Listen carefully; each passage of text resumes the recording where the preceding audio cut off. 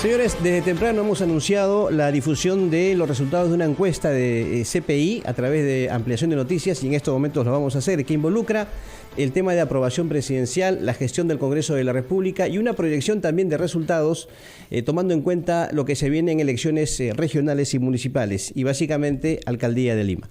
Saludamos a Omar Castro, gerente general de CPI, y quien ya está con nosotros. ¿Cómo está, Omar? Bienvenido aquí a RPP. ¿Cómo estás, Carlos? Buenos días. Fernando, Mabel, buenos días. Gracias por la invitación. A usted, gracias por supuesto por su presencia. Bueno, empecemos con el tema de la aprobación a la gestión del presidente Pedro Castillo. Evidentemente el margen de desaprobación es mayor. ¿Cuáles son los resultados que arroja el mismo? Y esto quisiera yo complementarlo con los motivos que están involucrados en la misma encuesta, por los cuales la población encuestada aprueba y desaprueba la gestión que viene realizando el gobierno de Pedro Castillo. Sí, bueno, en el total Perú hay un 71.4 que desaprueba la gestión del presidente y un 20.7 que la aprueba, ¿no? Sigue siendo, de alguna manera, la sierra, centro y sur del país, la zona del país que más aprueba o más respalda la gestión del presidente, con un 38.8%. Pero acá, Fernando, Mabel, Carlos, quisiera poner el foco en el primer dato, ¿no? La creciente desaprobación, en realidad cada vez más creciente, entre los jóvenes de 18 a 24 años, ¿no? Un 79.2% de los jóvenes entre 18 y 24 años desaprueba la gestión del presidente Castillo y solo un 14.8% la aprueba. ¿Por qué hablar de esto? ¿Por qué este dato es importante? Porque estamos viendo en los últimos meses y las últimas semanas, prácticamente marchas semanales en contra de la gestión que no reflejan realmente, se dan en Lima, esa desaprobación tan alta que existe en Lima. Y uno se pregunta por qué las marchas no convocan tanto, por qué las marchas son con un número no muy significativo realmente. Y esto se debe obviamente a que estas marchas vienen siendo convocadas y vienen participando en estas marchas políticos ya conocidos, sí, tradicionales, desgastados, ¿no? y las personas hoy ya tienen una desconfianza cada vez más grande en esta clase política. Entonces, en noviembre del 2020, recordemos que quien saca al señor Merino a días de asumir la presidencia fueron los jóvenes, y no se necesitó de ninguna persona que los convocara. Ojo con este dato, una desaprobación de 18 a 24 años de casi el 80% de los jóvenes. Y en el caso de las razones o motivos que hay, le preguntaba también para la aprobación y desaprobación de la gestión presidencial. ¿Cuáles son los principales en cada uno de estos rubros, ¿no? Casi un 50% de la gente que desaprueba, 47.9%, es por la falta de capacidad para gobernar, el hecho de no estar preparado, y no solo del presidente, sino en los ministros que ha estado convocando y que ha estado nombrando y que duran días, semanas. En realidad hemos tenido más de 40 ministros ya nombrados.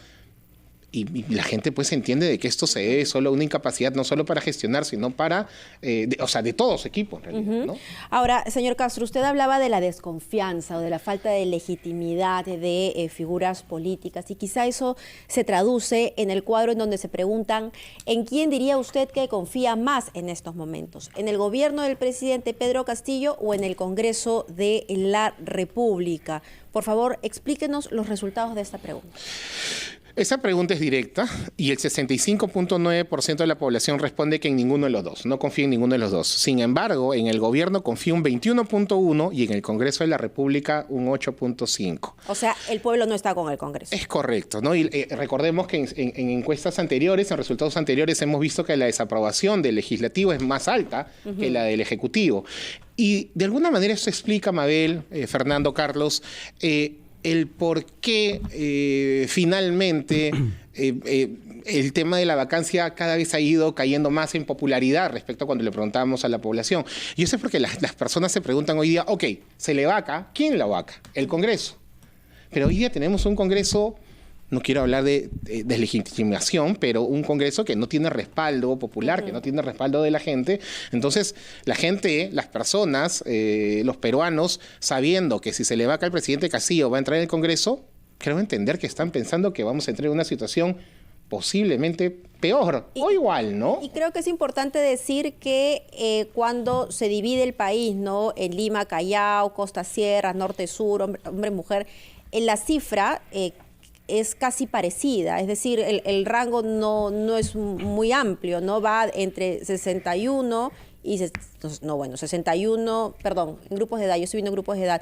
Si vamos a las zonas geográficas, va entre 67.6 y 73.1. Es parejo, en realidad ahí es muy parejo, en realidad esa sensación de quién más confía, ¿no? Pero la desaprobación, o sea, la desconfianza en el legislativo y en el ejecutivo es pareja, es grande, es muy amplia. Ahora, lo que llama la atención es que las 10 bancadas más importantes tienen una desaprobación superior a 2/3. No es el Congreso como institución, sino las bancadas específicamente, comenzando con Perú Libre, pero continuando también con APP, Acción Popular, etcétera, ¿no? Sí, hicimos la pregunta de el nivel de aprobación de las bancadas bajo su desempeño en el Congreso, y el 79.3 desaprueba la bancada oficialista, la de Perú Libre, pero inmediatamente después 77.5 desaprueba la bancada del señor César Acuña, Alianza para el Progreso, el 76%, la bancada de Fuerza Popular, que lidera Keiko Fujimori, un 71.7%, la del Partido Morado, Juntos por el Perú, que lidera Verónica Mendoza, el 70.9%, y Acción Popular, el 69.6%, ¿no?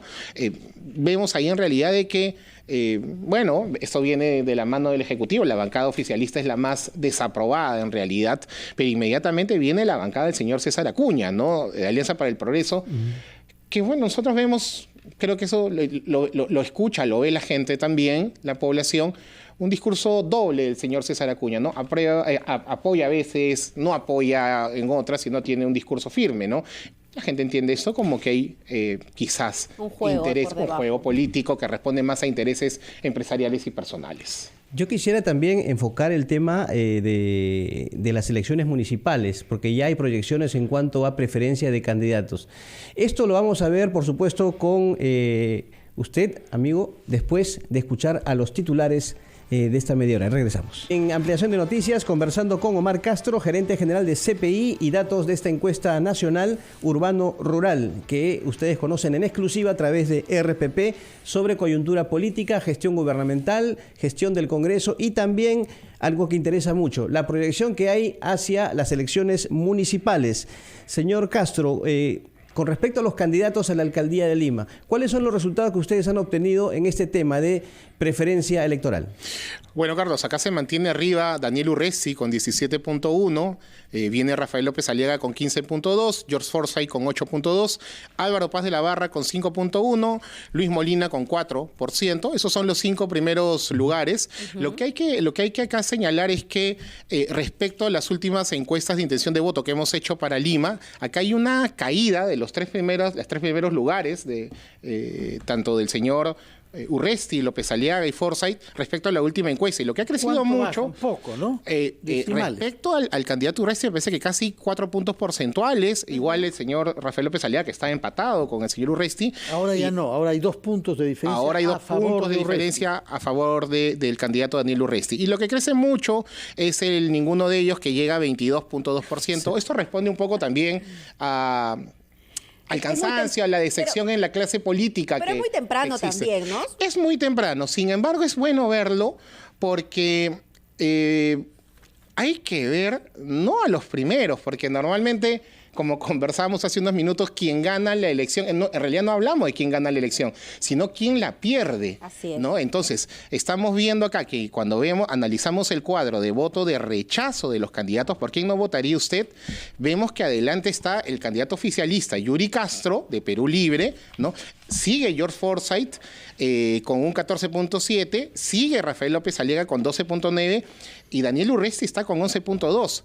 Pero el señor Álvaro Paz de la Barra tiene un 6% de voto de rechazo y el señor Luis Molina tiene un 2.9%. Y ellos son el cuarto y el quinto lugar en intención de voto. Y son los que, respecto a la intención, a la encuesta anterior, han mantenido su votación. Todos se caen, menos el señor Álvaro Paz de la Barra y el señor Luis Molina, que mantiene los números anteriores. Y acá, como les digo, hay que ver siempre a los que están ahí entre el cuarto y quinto lugar, que son los que finalmente suelen arremeter, sobre todo porque los 3 primeros que han sido candidatos presidenciales hoy a Lima tienen un voto de rechazo mucho más alto. Además, ya ¿no? Los ejemplos de elecciones anteriores nos han enseñado que esto se define en las 2 últimas semanas, ¿no? En cada elección a la alcaldía de Lima. Es correcto. Por eso este análisis, ¿no? Porque normalmente la gente no permite de alguna manera que gane aquel que tiene mayor rechazo y suele ganar pues el que viene atrás. ¿Se puede hacer una interpretación del por qué se están dando estos resultados hasta el momento en cuanto a la preferencia electoral en Lima? Bueno, ya lo hemos dicho antes, que el señor Daniel Urresti encabece la intención de voto se debe a la identificación que él tiene como candidato en la lucha contra la inseguridad, por su experiencia previa como ministro del Interior, como gerente de seguridad ciudadana de un distrito como Los Olivos, ¿no? Y los 3 candidatos que están adelante han sido candidatos presidenciales, o sea, vienen ya haciendo campaña a buen tiempo, es muy reciente. Hay pero un tema de recordación. Hay un tema de recordación, ¿no? Porque todavía la campaña recién está empezando. Estamos en un momento en que más se está hablando del Ejecutivo, la lucha con el Legislativo, y creo yo que la campaña a la Alcaldía de Lima recién está empezando. Por eso es bueno siempre tener en cuenta no solo los 2 primeros lugares, sino realmente los 5 primeros lugares e ir viendo cómo va el voto de rechazo también de cada uno de ellos. A propósito del rechazo a los políticos, aquí hay una pregunta que a mí me parece fulminante, ¿no? A sus encuestados le preguntan: ¿qué personaje de la vida política nacional diría usted que más daño le viene ocasionando al Perú? En primer lugar se encuentra el mismo presidente Pedro Castillo. Y no solo en el primer lugar con un 30.6%, volvemos a los jóvenes. De 18 a 24 años, el 40.1% de la población del país considera que quien más daño le ha ocasionado desde la fecha en que asumió el poder el presidente Castillo es el mismo presidente Pedro Castillo. Ahora, luego lo que llama la atención es que Keiko esté segunda, lo que significa que las 2 personas que pasaron a la segunda vuelta electoral hace un año son las consideradas como más dañinas. Ambos más dañinos que Vladimir Cerrón. Y el 50% entre los dos, 30% Pedro Castillo, Keiko Fujimori 20%. Es decir, entre los dos suman un 50%, una mitad del país que piensa que estos 2 personajes son los que más daño le han causado al país en los últimos 10 meses. Hay otro tema también, volviendo al cuadro sobre las razones por las cuales se aprueba la gestión del presidente, que llama la atención en los resultados. La razón de querer cambiar la Constitución está muy por debajo, 2,1% en el total de las encuestas, a pesar de que obviamente hay gente del gobierno que sigue asumiendo esta situación y siguen planteando que esto inclusive está generando mucha más aceptación en la población. Sin embargo, vemos que no es así. 2,1 nada más. Aprueba el presidente por esta intención, repito, de querer cambiar la Constitución.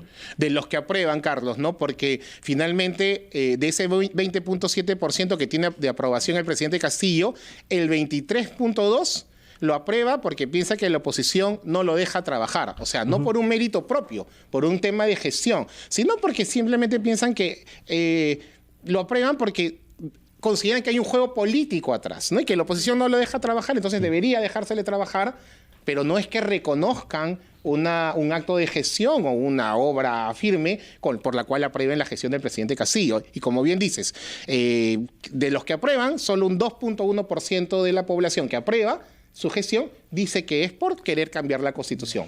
Respecto del respaldo al presidente Castillo, sigue habiendo una diferencia considerable entre Lima y el interior, porque él es aprobado en Lima apenas por 7.9% de la población, que es una tercera parte de la población nacional. Sí. Mientras que en el interior tiene un respaldo 3 veces superior al de Lima, de 28.3. ¿Se ha acentuado la diferencia entre la sensibilidad política en Lima y en el interior, o se mantiene esta grave diferencia? En Lima esa aprobación ha bajado, en realidad.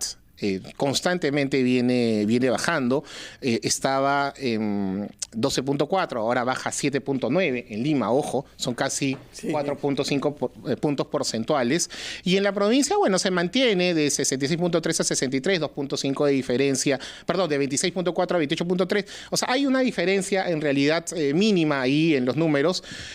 Pero es un número en el total Perú que llega al 21, que tiene su base y su respaldo, sobre todo en la sierra sur del país, donde todavía... No jóvenes. Sierra sur, y no jóvenes, ¿sí? Pongamos mucho el tema en estos jóvenes que donde es creciente en realidad la desaprobación al presidente, ¿no? Y son ellos los que finalmente terminan tomando la calle cuando algo no les gusta, no les parece, o comienzan a haber actos de injusticia o actos no democráticos, ¿no? Hay una última pregunta que sí me gustaría comentar porque sé que muchos peruanos que nos están escuchando en este momento se van a sentir identificadísimos y tiene que ver con haber sido víctima de algún asalto, robo o cualquier acto delincuencial.